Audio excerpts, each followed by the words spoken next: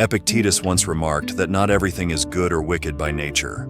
However, Stoicism is a way of life that they choose because judgments and opinions make them assists us in determining whom to respect and trust as we navigate the various interactions and situations that life presents.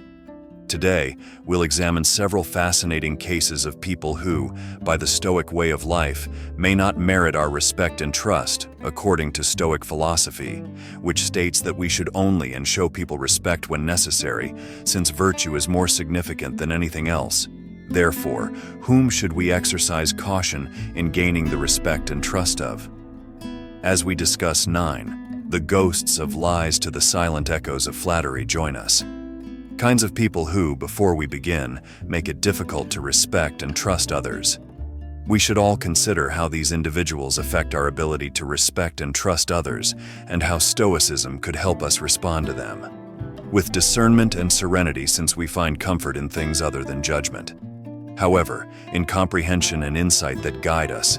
If you're prepared to begin this, every challenge is an opportunity to develop and learn on an essential journey, and every interaction is an opportunity to learn how to live a happy life. And you may say that you're prepared to discover more about the timeless lessons of Stoicism. Now, let's get started on obtaining the discernment and fortitude to see when someone isn't worthy of our respect and trust, and on cultivating the attributes inside ourselves that merit it. Number 1. Gossip. In the network of human interactions, the gossip music monger ranks first. The most crucial strands are those of respect and trust, although some people sever. By acting in a way that distances people from the value of integrity, for instance, Clara was known to rumors that began as innocuous whispers exchanged in private, quickly transformed into within her friend's circle of suspicion and contempt. Clara, who had been with her words no longer being B's Stoicism, the trusted confidant found herself by herself. Tells us that the things we say should reflect the kind of person we are, and that gossip is contrary to the Stoic principles of integrity. And regard for others destroys society, causing individuals to despise one another. By disseminating false information, gossipers are uncontrolled and unconcerned with other people's dignity, all of which are in opposition to the Stoic ideals. The Stoic philosopher Epictetus once stated that we ought to value our character more than our fame, because he was saying that gossip damages us and that our reputation is simply what other people think of us. Our character is who we truly are. Both our reputation and our character, hence we ought to adopt the role of the nasties. We must exercise caution when speaking and ensure that our words aren't misused to honor manga and communicate with honesty. They ought to be used to uplift and unite people rather than to denigrate or stoke conflict. Together, we conform to the Stoic way of life by doing this. In line with our actual selves, establish bonds of trust.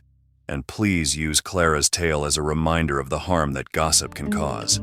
How crucial it is to develop relationships in the Stoic world. When we wish to live a happy life, individuals frequently consider the fact that the words we use are just as essential as the things we say. Although gossip is considered idle conversation, it has a significant effect on social relationships between the gossip manga, the story's primary character, and how hearsay and tales that circulate among groups as a result of studying the psychology and impacts of gossip, we can observe how intricately it functions as a social currency in interpersonal relationships. People utilize rumors as a social currency to advance their friendships. The rumor monger utilizes this money to demonstrate their dominance in social circles by engaging in profit by utilizing information to alter people's perceptions and interpersonal dynamics to understand why people talk. Naturally, kids enjoy discussing other people because they are inquisitive, desire to make friends, and enhance their quality. The rumor monger uses these passing drives to sharing tales to achieve their objectives or satisfy their own emotional, requires relational adjustments. Rumors might cause people to encourage students to exchange knowledge to feel more connected to one another. Yet, when employed, it might also collapse if the gossip monger does it carelessly or purposely. Connections and trust in cultural and organizational contexts. Dynamics gossip is prevalent in many settings, including offices, schools, and communities, demonstrating how power systems and cultural norms operate through gossip. Monger is skilled at manipulating these mechanisms to carefully disseminate information that alters people's perceptions and social structures. Information that, despite its seemingly lighthearted or enjoyable nature, might have detrimental implications, damage people's reputations, spark conflicts, and inflict emotional distress on the targets of rumors. Understanding the moral implications of conversation is crucial for mitigating its negative impacts and fostering a climate of trust, and with respect we can discover more about human behavior and its significance. For couples and communities to establish good communication by examining the gossipy aspect. The second thing to consider is that you are a selfish person. The selfish person is number 2, often the object of someone's irrational rage or pride. If this is the case, you most likely feel. At the center of these situations, they are consistently treated with disrespect and denigration. Is most likely a narcissist who is overly preoccupied with their own pride. Considering their personal demands, frequently at the detriment of others, we view narcissism as more than simply self-love, as an exaggerated belief in one's own value and an unwavering desire to be the center of attention. Narcissists don't care about other people. They only want to be admired. Can lead to a breakdown in respect and trust. Consider Damien's story. His narcissistic tendencies gradually eroded his friend's trust. Damien rarely acknowledged other people's efforts or sentiments because he required them to be validated. He always wanted to be the star, all the time, and was unable to rejoice in other people's accomplishments, which eventually made him feel alone. His co-workers and friends ceased to spend out with him because they want relationships built on empathy and respect for one another. Damien was unable to impart the stoicism that philosophers like Marcus Aurelius taught. Shows us that leading a decent life is the path to ultimate self-worth. Marcus Augustus himself advised others not to exalt themselves, emphasizing the need of leading a modest and selfless life in the realm of stoicism. Narcissists should not be respected or trusted due of their actions, which oppose the values of society and the greater good, as stoicism advises us to cultivate connections with people who are humble, empathic, and respectful of others. Trust and sincere regard. Therefore, even though we can come across narcissistic individuals along the manner in which Stoicism advises us to select those partnerships wisely, who share our lives rather than taking them from us, and who uplift us instead of assuming control in this way, we unite with the Stoic pursuit of Number 3, a contented and serene existence. The jealous individuals in the grand third, the jealous. Theater of life that, rather than rejoicing in other people's accomplishments, observes them with envy to identify a jealous. When someone observes how they react to their peers' triumphs, does their countenance brighten with happiness, or does it darken with, in addition to wanting what other people have? Dissatisfied and envious people frequently harbor animosity toward those who do. Consider the tale of Marcus, a talented artisan whose colleague Julia received recognition for her outstanding job, but Marcus was unwilling to share Julia's joy. Envious of Julia's accomplishments and disparaged her, making their peers. Marcus's jealously driven actions were regrettable because they not only placed him independently, but also led to disagreement among their group of Stoic thinkers who had a thorough insight of human behavior and alerted us to the dangers of envy as one of the most well-known Stoic speakers, and she stated it so beautifully. If when you experience jealousy, it can consume your spirit and cause you to prioritize the success of others over your own. This may cause you to become less content and more envious of your own virtues. Not only destroys our relationships, but it also erodes our character, leaving us selfish and trivial. It prevents us from realizing our own potential and connects us to the accomplishments and errors of others. Thus, we shouldn't trust or appreciate someone who is envious of them because their acts are motivated by a destructive desire that destroys rather than by virtue. The cooperation and harmony required for a community to prosper in. In conclusion, let us endeavor to be individuals who honor the accomplishments of others and observe them as an inspiration. Instead of a cause for jealousy, by doing this, we unite with Stoic ideals and establish a society of having. Have you ever been around someone who was envious? If so, describe what you did to prevent them from negatively impacting your life. As mentioned in the comments, Envy is a complex emotion that arises when we observe others possessing something we desire but lack. It can range from a small amount of jealousy to intense rage, and it can comprehend what envy is and how it affects our relationships and mental well-being. It's crucial for improving interpersonal relationships and personal development. 5 things you should know about the definition of jealousy and indications.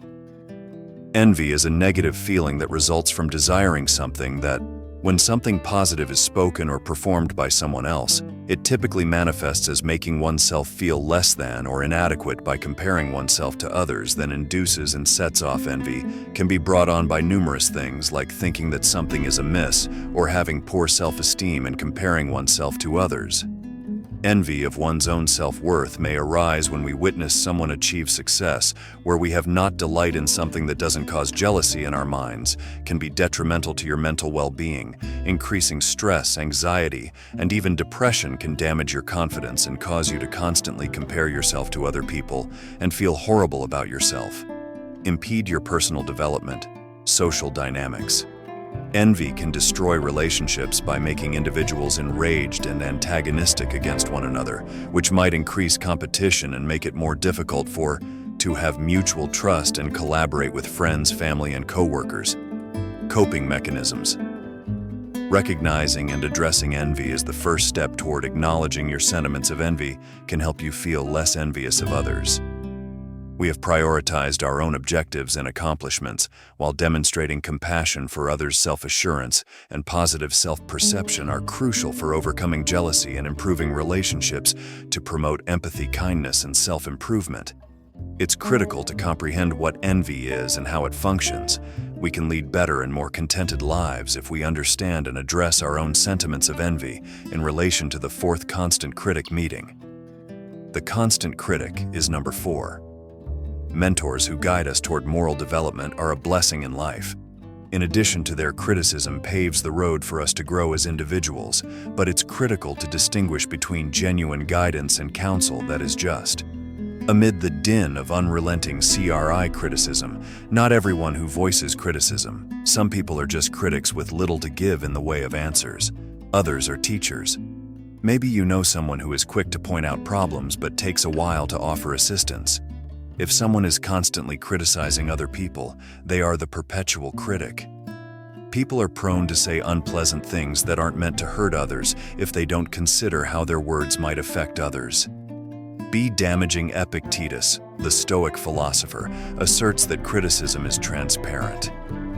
Your thesis is not explained by the Stoic lens, which is centered on resilience and personal improvement. Live it. This message instructs us to focus less on the voices of persistent external critics and rely more on our own moral compass within. Rationale.